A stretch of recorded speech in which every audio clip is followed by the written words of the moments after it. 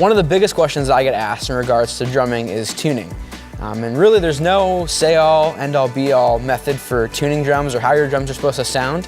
I can just give some suggestions on what I do, and really my drumming is really a trial and error process on how I tune my drums.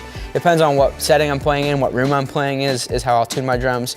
But I would say I like my drums to sound pretty full and pretty warm. And so for me, the best method when tuning heads is the star method, which is really just starting on one lug, going directly across from it, and then the lug next to it, and then directly across, and basically just kind of repeat the pattern and go throughout the entire drum. And I just use small half turns when I'm tuning drums. I don't want to make a big effect, and really kind of the baseline effect is I really just want my drums to have equal tension, and then from there I can kind of crank or lower the drum to however I feel like it's supposed to sound. One tool that I use is the drum dial.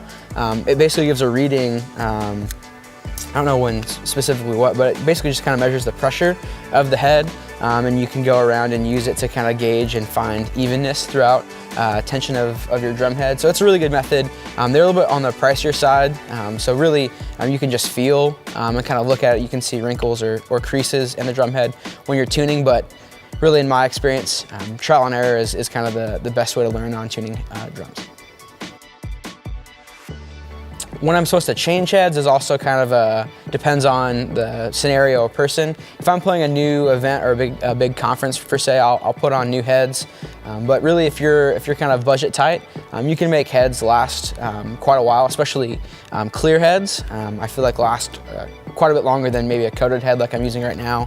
You can kind of see on this tom right here that there's some stick markings. When you start to see a lot of scratches or when the head starts to turn brown, it's kind of a good idea to switch heads. If you can start to see the clear underside that the batter is over on a coated head, it's time to change the heads. And really, when you're playing, you can kind of hear a drum may sound dead, and it won't have as much ring or resonance to it. So that's also a good telltale sign of when to change out some snare drum heads or your tom heads.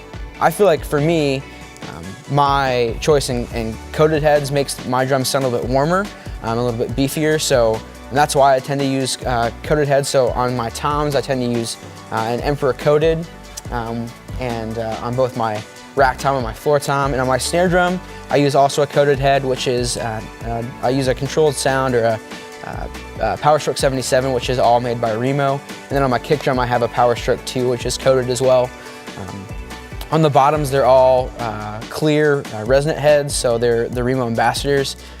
Really, there's not one head or a company that's better than the other. It just kind of depends on your drums, and I think again, trial and error is one of the best methods to use. But you can make drum heads last really long. I know I haven't changed the resonant heads on mine for a couple years, and some guys will change theirs out after 2 shows if they're playing on a big tour. So it really is kind of your personal preference, and depending on what your budget is like for drum heads and tuning. So yeah.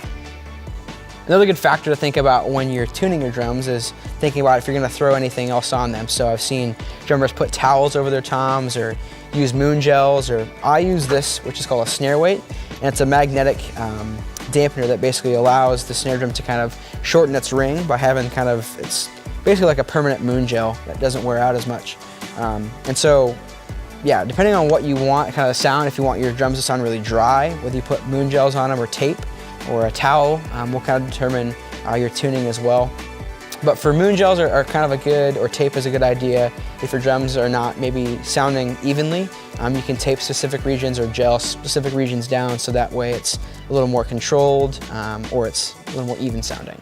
But yeah, it's again, like I said, I throw towels on my drums, I throw my snare weight, I throw moon gels, I throw big fat overlays on them. Depends on really the sound you're going for. So you can, again, spend hours trying different things for tuning that can make your drum sound completely different. Hey, thanks for checking out this video. We hope that was really helpful and informative for you, and feel free to check out the other drumming videos we have in the series.